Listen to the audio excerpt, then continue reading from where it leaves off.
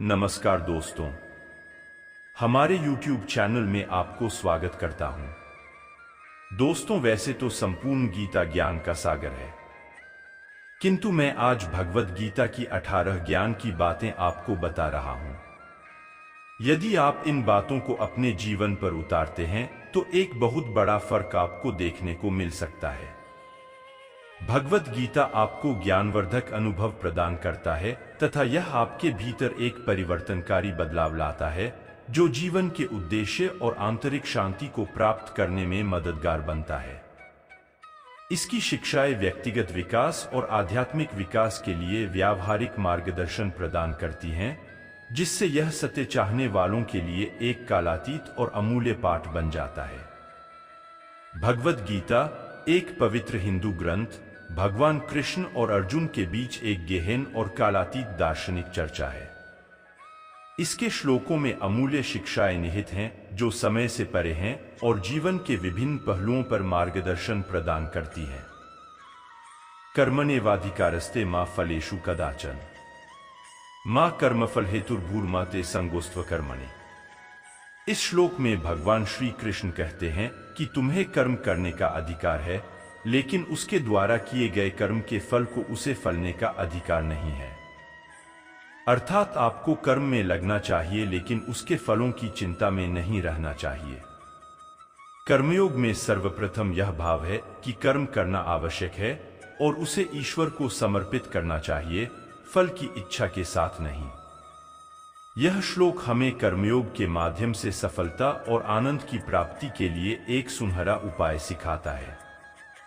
उद्धरेदात्मनात्मानन्नात्मानमवसादेत आत्मैव ह्यात्मनो बंधुरात्मैव रिपुरात्मनः। भगवान श्री कृष्ण कहते हैं कि हमें स्वयं के विकारों और नकारात्मकता से मुक्त होकर प्रगति करनी चाहिए, क्योंकि हम स्वयं के मित्र भी हैं और शत्रु भी हम खुद ही हैं। इस श्लोक में एक गहरा संदेश है कि हम खुद ही अपने सबसे बड़े मित्र और सबसे बड़े शत्रु भी हो सकते हैं। जब हम अपनी आत्मा को नहीं समझते और उससे अलग हो जाते हैं तो हमारे अंदर के सकारात्मक गुण व्यक्त नहीं हो पाते और हमें खुद ही अपना दुश्मन बनना पड़ता है। लेकिन जब हम अपनी आत्मा को समझते हैं और उसके साथ एक हो जाते हैं तो हम अपने भीतर के दुश्मन को पहचान सकते हैं और उससे निपट सकते हैं। संन्यासः कर्मयोगश्च निःश्रेयस्करावुभो तयोस्तु कर्म संन्यासात् कर्मयोगो विशिष्यते। भगवद गीता गीता के अध्याय 5 श्लोक 2 में भगवान कृष्ण वैराग्य के बारे में ज्ञान प्रदान करते हैं। इस श्लोक में भगवान कृष्ण त्याग के मार्ग और निःस्वार्थ कर्म के योग पर चर्चा करते हैं। दोनों मार्ग आध्यात्मिक विकास और मुक्ति की ओर ले जाते हैं, लेकिन कृष्ण सुझाव देते हैं कि कर्म योग, निःस्वार्थ कर्म का योग, त्याग के मार्ग से भी श्रेष्ठ है। समदुःख सुख स्वस्थ समलोष्टाश्म कांचन तुल्य प्रिया प्रियो धीरस्तुल्य निंदात्म संस्तुति। बुद्धिमान व्यक्ति सुख और दुख, गर्मी और सर्दी, मान और अपमान के द्वंद्व से विचलित नहीं होता है। ऐसा व्यक्ति सभी परिस्थितियों में स्थिर और शांत रहता है। संभाव का मतलब है हमेशा एक ही भाव में रहना। यदि आप इसका अभ्यास करते हैं तो आप मानसिक लचीलापन, भावनात्मक स्थिरता और आंतरिक शांति को विकसित कर सकते हैं। यह हमें आवेगपूर्ण प्रतिक्रिया करने के बजाय स्पष्टता और बुद्धिमत्ता के साथ कार्य करने, सुविचारित निर्णय लेने में भी मदद करता है। यह श्लोक हमें अपने कार्यों के परिणामों से वैराग्य पैदा करने और अपने सच्चे सु में केंद्रित रहने के लिए प्रोत्साहित करता है। त्यक्त्वा कर्मफलासंगं नित्यतृप्तो निराश्रयः कर्मण्यभिप्रवृत्तोऽपि नैव किंचित करोति सः। कर्मों के फल के प्रति आसक्ति को त्याग कर सदैव संतुष्ट रहकर स्वामित्व की भावना रहित निःस्वार्थ कर्म में लगा हुआ व्यक्ति सभी प्रकार के कार्यों में पूरी तरह से संलग्न होने पर भी कुछ भी नहीं करता है और वह कर्म बंधन से मुक्त रहता है। इस श्लोक में भगवान श्री कृष्ण निष्काम कर्म में लगे व्यक्ति, कर्मयोगी के लक्षणों का वर्णन करते हैं। ऐसा व्यक्ति अपने कार्यों के परिणामों के प्रति आसक्ति को त्याग देता है और अपने आप में संतुष्ट रहता है। उनमें अपने कार्यों के परिणामों पर स्वामित्व की कोई भावना नहीं होती है और परिणाम स्वरूप वे बिना किसी स्वार्थी इच्छाओं या अपेक्षाओं के अपने कर्तव्यों का पालन करते हैं। असंशयं महाबाहो मनो दुर्निग्रहें चलम अभ्यासेन तु कौन्तेय वैराग्येन च गृह्यते। भगवद गीता गीता के अध्याय 6 श्लोक 35 में भगवान कृष्ण मन को वश में करने के बारे में ज्ञान प्रदान करते हैं। निस्संदेह हे महाबाहु अर्जुन, मन चंचल है और उसे नियंत्रित करना कठिन है, लेकिन नियमित अभ्यास और अनासक्ति के माध्यम से इसे नियंत्रित किया जा सकता है। इस श्लोक में भगवान कृष्ण मन को नियंत्रित करने की चुनौतियों को स्वीकार करते हैं। वह अर्जुन को महाबाहो या शक्तिशाली बाहु के रूप में संबोधित करते हैं, इस बात पर जोर देते हुए कि अर्जुन जैसे मजबूत व्यक्ति के लिए भी मन को नियंत्रित करना चुनौतीपूर्ण हो सकता है। मन की तुलना एक बेचैन बंदर से की जाती है जो लगातार एक विचार से दूसरे विचार पर कूदता रहता है, जिससे उसे वश में करना मुश्किल हो जाता है। हालांकि भगवान श्री कृष्ण मन को वश में करने के लिए समाधान प्रदान करते हैं। वह अभ्यास और अनासक्ति वैराग्य का मार्ग सुझाते हैं। यहां पर अभ्यास का मतलब मेडिटेशन से है। नियमित अभ्यास से मन को अधिक एकाग्र और शांत होने के लिए प्रशिक्षित किया जा सकता है। श्रेयो हि ज्ञानम व्यासाच ज्ञानात् ध्यानं विशिष्यते ध्यानात् कर्मफलत्यागस्त्यागाच्छान्तिरनन्तरम्। बिना मर्म को जाने किए गए अभ्यास से ज्ञान श्रेष्ठ होता है, ज्ञान से बेहतर ध्यान होता है और ध्यान से श्रेष्ठ कर्मों के फलों का त्याग होता है, क्योंकि त्याग ही आपको परम शांति की ओर ले जाता है। भगवान श्री कृष्ण जी ने निष्कर्ष निकाला कि पूर्ण वैराग्य या त्याग सर्वोच्च शांति की ओर ले जाता है, जिसका अर्थ है सर्वोच्च प्राप्ति, आंतरिक शांति और परमात्मा के साथ एकता की स्थिति। यह श्लोक आध्यात्मिक ज्ञान और परम शांति प्राप्त करने में ज्ञान, अभ्यास, ध्यान और वैराग्य के महत्व पर जोर देते हुए क्रमिक आध्यात्मिक विकास के मार्ग पर प्रकाश डालता है। यस्य नाहंकृतो भावो बुद्धिरेस्य न लिप्यते हत्वापि स इमा लोकान् हन्ति न निबध्यते। भगवद गीता के अध्याय 18 श्लोक 17 में भगवान श्री कृष्ण पाप से मुक्ति का रास्ता बताते हैं। जो अहंकार से प्रेरित नहीं है, मतलब जिसके अंदर कर्ता का भाव नहीं है, जिसकी बुद्धि सांसारिक पदार्थों से दूषित नहीं है, वह सभी प्रकार के कार्यों में लगा हुआ भी पाप के बंधन से मुक्त रहता है। यह सर्वत्रांभिस्नेहस्तत् प्राप्य शुभाशुभम नाभिनंदति न द्वेष्टि तस्य प्रज्ञा प्रतिष्ठिता। जो सर्वत्र आसक्ति से रहित है, जो शुभ में प्रसन्न नहीं होता और अशुभ में शोक नहीं करता, उसकी बुद्धि स्थिर है। अशोचानन वशोचस्त्वं प्रज्ञावादांश्च भाष्ये गतासुंश्च नानुशोचन्ति पंडिता। भगवद गीता का दूसरे अध्याय के श्लोक 11 में भगवान श्री कृष्ण शोक को व्यर्थ बताते हुए व्यंग करते हैं। भगवान ने कहा, तुम उन लोगों के लिए शोक करते हो जो शोक करने के योग्य नहीं है और फिर भी ज्ञान की बातें कहते हैं। बुद्धिमान व्यक्ति न तो जीवित लोगों के लिए शोक करते हैं और न ही मृतकों के लिए। कृष्ण यह इंगित करके प्रारंभ करते हैं कि अर्जुन का दुहक गलत है। वह उन लोगों के लिए दुहक मना रहा है जो उसके दुहक के पात्र नहीं है।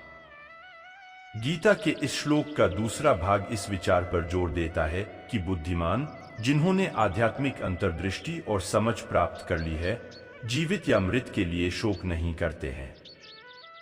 तस्मात्त्वमुत्तिष्ठ यशो लभस्व जित्वा शत्रुं भुङ्क्ष्व राज्यं समृद्धम् मयैवेते निहिताः पूर्वमेव निमित्त मात्रं भव सव्यसाचिन्। अतएव तू उठ और यश को प्राप्त हो, अपने शत्रुओं पर विजय प्राप्त कर और एक समृद्ध राज्य का आनंद ले। मेरी माया से वे पहले ही पराजित हो चुके हैं। हे अर्जुन, तुम केवल उनके विनाश का एक साधन बनो। भगवद गीता का यह श्लोक निडरता और दृढ़ संकल्प के साथ अपने कर्तव्य को पूरा करने के महत्व पर जोर देता है। यह सिखाता है कि जब ईश्वरीय इच्छा द्वारा निर्देशित और धार्मिकता के साथ तालमेल बिठाया जाता है, तो सफलता सुनिश्चित होती है। तुल्य निंदास्तु तिर्मौनी संतुष्टो येन किंचित। अनिकेत स्थिरमतिर भक्तिमान में प्रियो नर। भगवान कहते हैं, जो मित्र और शत्रु के प्रति सम हैं, सम्मान और अपमान में, गर्मी और सर्दी, सुख और दुख में संभाव रखते हैं, जो आसक्ति से मुक्त हैं, जो अपने रास्ते में जो भी मिलता है उससे संतुष्ट रहते हैं, जो नियंत्रित और स्थिर मन रखते हैं और जो हैं मेरे प्रति समर्पित, ऐसा व्यक्ति मुझे प्रिय है। भगवद गीता का यह श्लोक किसी की आध्यात्मिक यात्रा में आंतरिक शक्ति, संतुष्टि और भक्ति विकसित करने के महत्व को रेखांकित करता है। नास्तो विदेते भावो नाभावो विदेते सतः उभयोरपि दरिष्टोन्तस्त्वन्योस्तत्वदर्शिभ्य। असत्य का कोई अस्तित्व नहीं है और वास्तविक का अस्तित्व कभी समाप्त नहीं होता है। सत्य के दृष्टाओं ने दोनों के स्वभाव को समझकर एक ही निष्कर्ष निकाला है।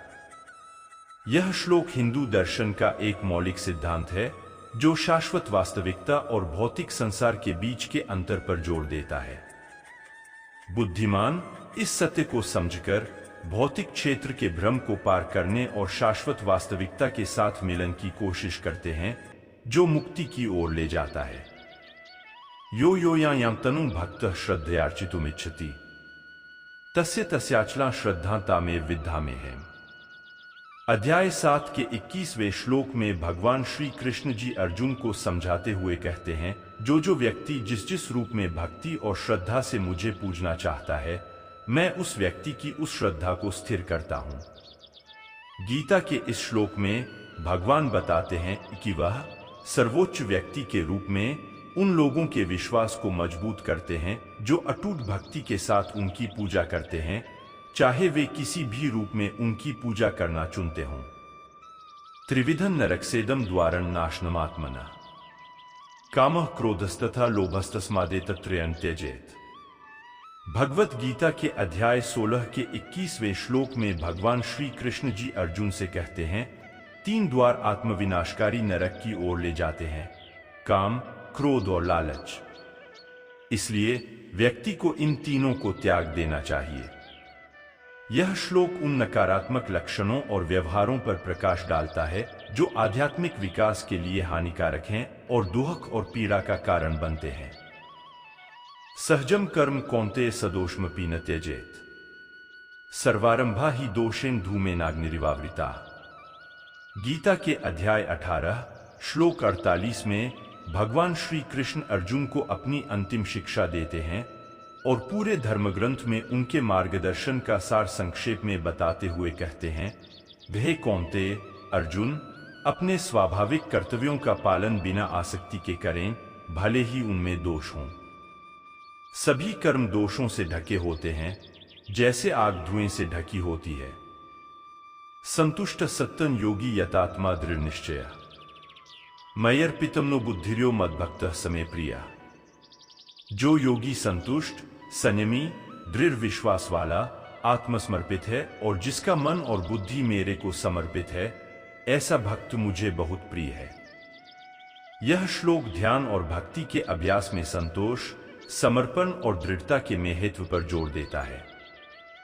इन गुणों को विकसित करके और परमात्मा के प्रति समर्पण करके एक योगी आध्यात्मिक प्रगति प्राप्त कर सकता है। शनैः शनैरुपरमेत बुद्ध्या धृतिगृहीत्या आत्मसंस्थं मनः कृत्वा न किंचिदपि चिंतेत। भगवत गीता के अध्याय 6 श्लोक 25 में भगवान श्री कृष्ण अर्जुन को शिक्षा देते हैं कि शांत मन, अभ्यास से संयमित और पूरी तरह से भगवान में लीन होने पर व्यक्ति को न तो किसी भी इंद्रिय विषयों के बारे में सोचना चाहिए और न ही किसी भौतिक इच्छाओं में मन को लगाना चाहिए। दोस्तों, वीडियो को देखकर अच्छा लगा तो लाइक, कमेंट, शेयर और चैनल को सब्सक्राइब कर देना। धन्यवाद।